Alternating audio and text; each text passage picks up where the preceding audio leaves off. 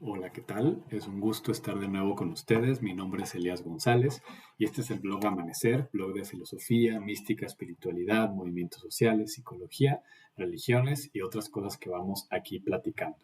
En esta ocasión vamos a terminar de comentar las obras completas del pseudo Dionisio Areopagita, terminando con sus cartas.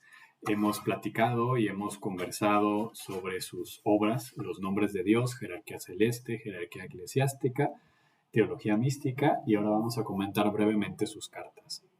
Decíamos en los capítulos anteriores, y por acá les voy a dejar el link para que puedan ustedes acceder a todos los videos que hemos estado comentando, las obras ya mencionadas. Como saben, pues bueno, el Pseudo Dionisio es un personaje alrededor del siglo V, que no sabemos la ciencia exacta quién era, porque firma bajo el título de Dionisio, el del Areópago, que la escritura dice que fue un griego que se hizo discípulo de San Pablo en el Areópago después de que este diera su famoso discurso, ¿no? Allí. Entonces, pues básicamente, pues es como para darle esta autoridad apostólica a estos escritos, pero pues no sabemos efectivamente quién fue, se cree que fue un monje de aquellos años. En ese sentido, pues la obra del Pseudo Dionisio es complicada en su autoría, porque digamos lo de menos es que haya usado un seudónimo, sino que desde, como digamos en ese momento, pues no se puede corroborar si todas las obras pertenecen al mismo autor. Es decir, llamase Dionisio o se hubiera llamado de cualquier manera, pues es difícil que todas sean de la misma, ¿no? Ya los estudios críticos pues han desvelado que algunas obras que se le pueden haber atribuido pues en realidad no eran de él, pero se mantienen estas que mencionábamos, ¿no? Las dos jerarquías, la celeste y la eclesial, y los nombres de Dios. Y sobre todo la más famosa, la que es propiamente, como lo decíamos en el último video, el texto brevísimo de unas cuantas páginas que transformó por completo la espiritualidad y la mística cristiana posterior, que es Teología Mística. Sin este libro probablemente no estaríamos hablando de mística en este momento, ¿no? Porque va a ser este pequeño texto, Teología Mística, la que va a poner de moda, por decirlo en términos llanos, el concepto de mística, el que lo integra de una manera más potente, ¿no? Eh, bueno, pues dicho esto, todo esto aplica de igual manera a todo el tema de las cartas del Pseudo Dionisio. Se recuperan únicamente 10 cartas y de estas 10 cartas se considera que por lo menos unas 3 o 4 hay muchas dudas de si eran realmente del mismo autor que las anteriores, ¿no? Por no decir el Pseudo Dionisio, porque de nuevo no hubo tal, ¿no? No era Dionisio, quién sabe qué nombre haya tenido, pero incluso se duda si las 10 cartas son del mismo autor, ¿no? Pudieron haber sido otros, pero se firman bajo el mismo título porque, como lo hemos dicho en otras ocasiones, aquí no se trata de una autoría individual porque no está esta noción moderna del asunto, sino que lo que se busca es darle como esta forma apostólica que sigue la doctrina ortodoxa recta desde los orígenes de la experiencia cristiana, ¿no? Entonces, eso es lo fundamental. Y por eso muchas de estas cartas pues están dirigidas de manera ficcional también a personajes de la era apostólica, digamos, para mantener la ficción, que no utilicemos ficción aquí en un sentido meramente negativo, porque hay un trasfondo mistagógico en esto, ¿no? Vamos a verlo, por ejemplo, con una de las cartas más largas y más potentes, que es la carta octava, que es a Demófilo, ¿no? Demófilo que, pues bueno, demo, pues bueno, demonio, etcétera, filo, amigo, o sea, y es una carta dura, que es a un monje que cometió una serie de injusticias y lo está regañando, básicamente, ahorita regresamos. Pero como vemos, pues no es que le haya escrito a un tal Demófilo en realidad, sino que su nombre, pues es simbólico. Así, otros nombres, por ejemplo, las primeras 4 cartas, si no me equivoco, son a Gallo. ¿Quién era Gallo? Bueno, un compañero de San Pablo, ¿no? Que sí aparece, por ejemplo, en Romanos, en Corintio y en Hechos.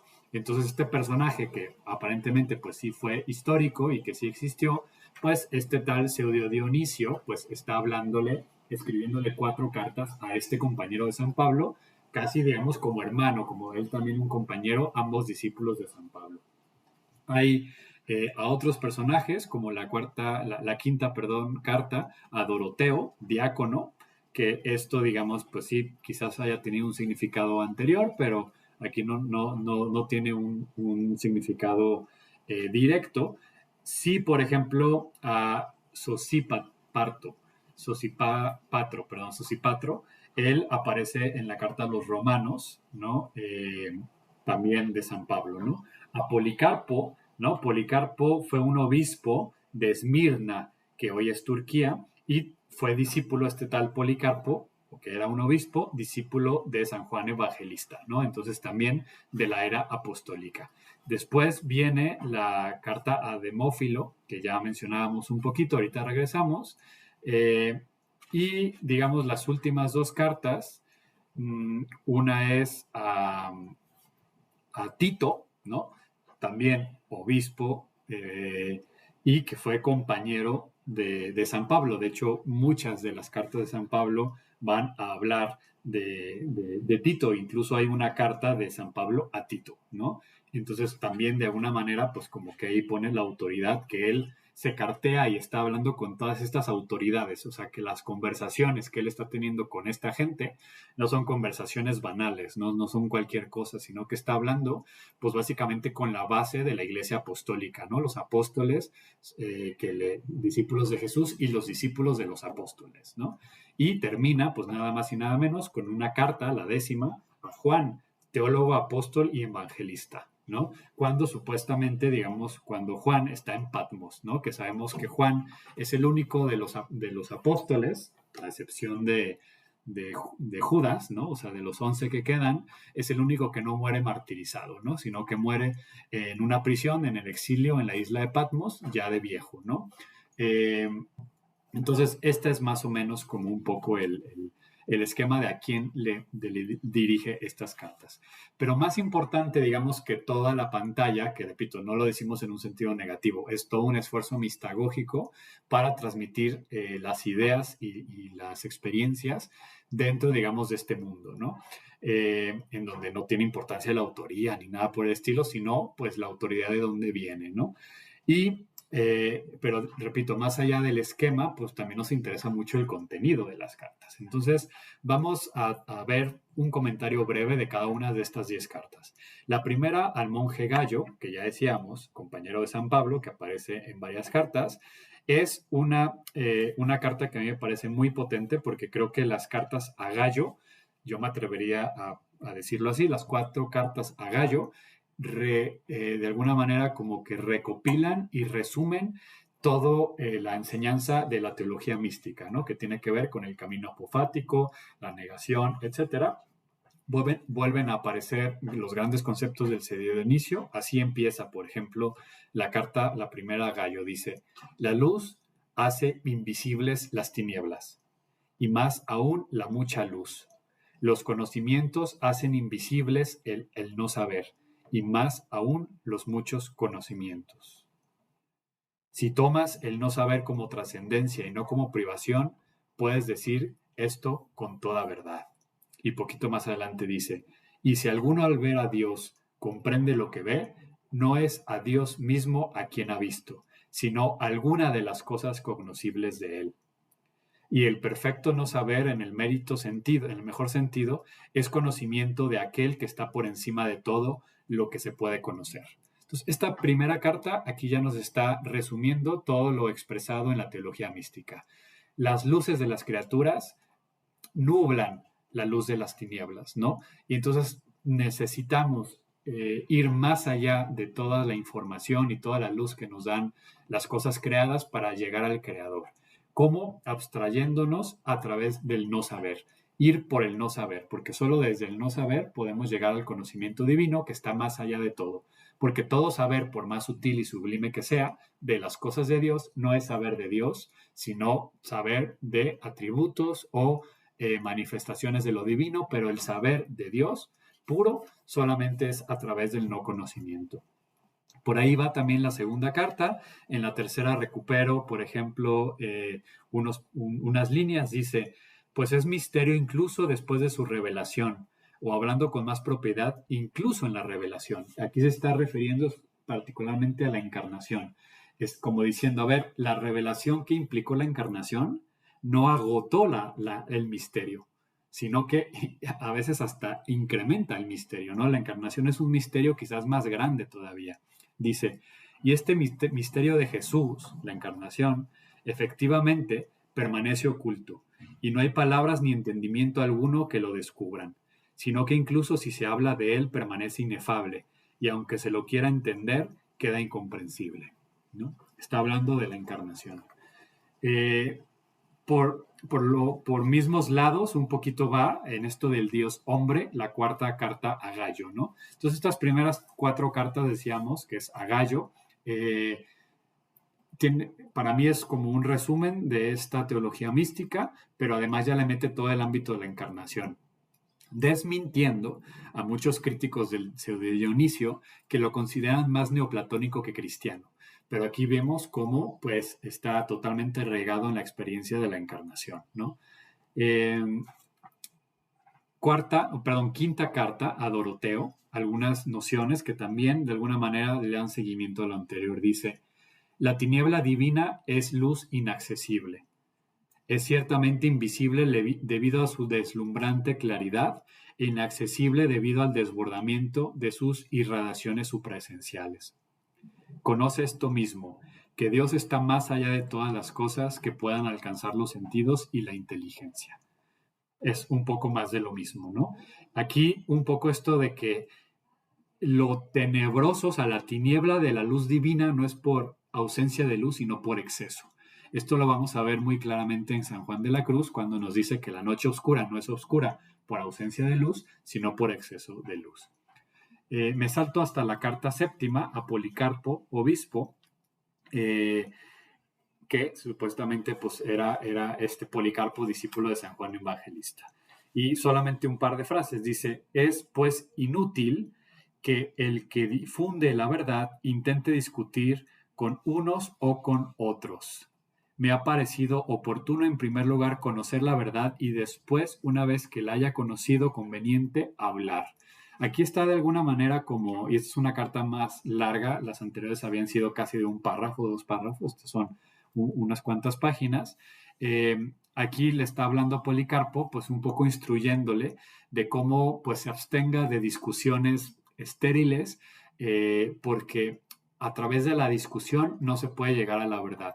Hay que llegar primero a la experiencia de la verdad y una vez que se haya experimentado, si vemos el error, tratar de manera amable, cariñosa, digo, no utiliza la palabra cariñosa, ¿no? Pero con caridad, poder acompañar y en algún momento debatir, pero que no se trata, y aquí de alguna manera vuelve el ámbito más cristiano que griego del pseudo Dionisio, que la verdad no se llega por la dialéctica, sino por el corazón, por la experiencia de amor.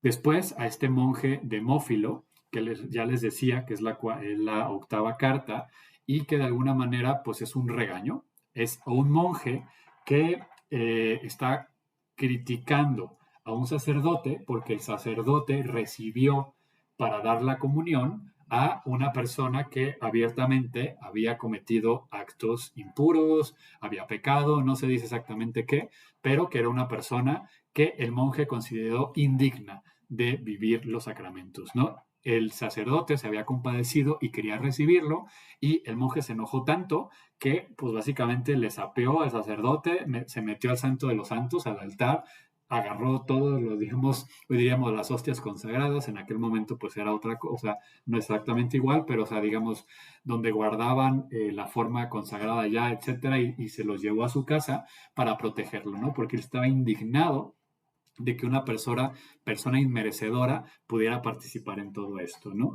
Y entonces aquí Pseudo Dionisio le escribe a Demófilo para regañarlo, y básicamente hay 2 líneas de regaño.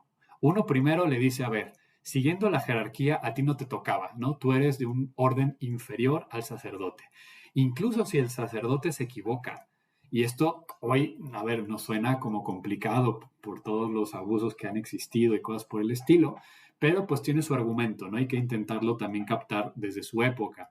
Nos está diciendo, a ti, que es de un orden jerárquicamente inferior, no te toca reprimirle ni corregirle. Sí, las personas que que digamos, pues son de un orden sacerdotal o ya de obispos, etcétera, cometen errores que pueden hacerlo, les toca a sus pares, digamos, corregirse entre ellos porque ellos tienen otro tipo de experiencia, otra manera de hacer las cosas y a ti no te toca, ¿no? Repito, esto puede ser polémico, pero es una de las líneas, ¿no? Dice, mira, la escritura celebra a todos los que son buenos, a quienes no piensan hacer mal, a quienes no lo cometen, ni tampoco la maldad. De otros les aparta del bien, sino que por el contrario, como hace Dios, no solo hacen bien a los malos, sino que les ofrecen su gran bondad y les incitan afablemente a obrar de manera semejante. Esta es como la segunda línea que le está regañando Seo Dionisio a Demófilo. Está diciendo, a ver, o sea, por un lado a ti no te toca reprenderle, ni si hizo algo mal a tus ojos, no te toca, ¿no? Y segundo, a ti lo que te toca es vivir este evangelio, o sea, vivirlo. Entonces, o sea, por un lado le dice, no, no te toca regañarlo, y por otro lo regaña por el tema por el cual lo regañó. Es decir, ¿por qué no recibes a esta persona que se está arrepintiendo? ¿Por qué no cambias tu corazón? ¿Por qué no te dejaste conmover por este pecador, por esta persona que había fallado y que estaba ahora buscando la reconciliación como si se conmovió el sacerdote? ¿Por qué tu corazón no se conmovió? Y le cuenta una historia que a mí se me hizo muy bella, ¿no? O sea, muy potente, que hasta me latía como medio leérselas. Eh, pero bueno, más que leérselas, eh, pues es un poco de que cuenta la historia que había parecido un hombre santo, un hombre con, etcétera, que estaba muy enojado con un par de pecadores, con unos enemigos que estaban haciendo las cosas más, que habían blasfemado, cosas por el estilo, ¿no? Y entonces que todos mueren y que justamente, digamos, antes este santo o esta persona bien, que vivía bien su religiosidad, los había condenado y los había mandado al infierno y le pidió a Dios que los mandara al infierno. Entonces mueren los cuatro, o sea, los tres pecadores y el que supuestamente no pecaba, y pues los tres pecados están en el infierno y les está yendo de la patada, ¿no? Y el otro pues está en el cielo mirando desde allí. Y entonces él ve desde allí cómo están sufriendo y está gozando de verlos sufrir, como diciendo, eso se merecían, está perfecto, que sufran todavía más, se regocijaba, ¿no? Del sufrimiento de estos que consideraba que merecían eso y más. Y arriba está descendiendo Jesús. Ve cómo desciende Jesús, pero aquí como que el cuento quiere señalar dos cosas. Uno, cómo este supuestamente persona religiosa estaba viendo esa escena y en lugar de ver a Jesús, veía con gozo a quienes sufrían. Es decir, como que reducía la religiosidad a condenar a los que tenía que condenar y perdía de vista a Jesús, ¿no? Y cuando realmente al final vio a Jesús, vio que Jesús les estaba tendiendo la mano y estaba sufriendo, tratando de hacer todo lo posible de ponerse en su lugar para que ellos pudieran salir de allí. Y entonces, de alguna manera, también aquí el Seo Dionisio lo trae a colación como diciendo, eh, mira cuáles son los sentimientos de Cristo, ¿no? Un poco citando a San Pablo. ¿Cuál es su corazón? ¿Cuál es su manera de percibir las cosas? ¿Y tú cómo lo estás haciendo, ¿no? Condenando a las personas. Entonces, por ahí va este regaño, ¿no? Ya la carta novena a Tito vuelve, por ejemplo, dice, la verdad de Dios, mística e inaccesible a los profanos, por eso también muchos desconfiamos de lo que nos dicen sobre los misterios divinos, pues solamente los podemos contemplar a través de los símbolos sensibles a los que les asimilamos. La carta novena, que es quizás de las más largas, justo con la de Demófilo, ahí nos está ofreciendo una suerte de resumen de la teología simbólica. Así como las primeras cuatro cartas a Gallo decía que era un resumen de la teología mística, esta novena carta, perdón, es el resumen de los nombres de Dios y de las jerarquías, en donde él nos está hablando de las sagradas alegorías, de los nombres de Dios, de cómo, digamos, cómo sirven los símbolos, su papel. Es una carta, digamos, que está como versando o, digamos, pues sí, educando en torno a eso. Y la carta décima, que es la última a Juan, es muy bonita. Habla de las cosas visibles son imágenes verdaderas de las cosas invisibles, ¿no? En fin, esto es pues básicamente, no quiero alargarme ya mucho más, es un comentario a las cartas del Dionisio Areopagita, que con esto terminamos, pues en buena medida los comentarios a la obra completas. Comentamos todos los textos canónicos que se reconocen y algunos incluso con duda de este personaje tan fascinante, tan fundamental en la historia de la mística cristiana y yo diría de la mística universal, porque es uno de estos místicos que también a nivel interreligioso son muy interesantes. Esperemos pues que estos videos les hayan ayudado, les hayan aportado en su propio camino espiritual, de investigación, de indagación, lo que sea por el motivo por el cual cada quien ingresa a este blog Amanecer. Les invitamos y les pedimos nos apoyen suscribiéndose al canal, comentando, compartiendo el video, nos harían un gran favor y ojalá pues los veamos en futuros videos comentando otros libros u otros temas respecto a este ámbito que nos encanta, ¿no? Mi nombre es Elías González y seguimos aquí en comunicación. Hasta la próxima.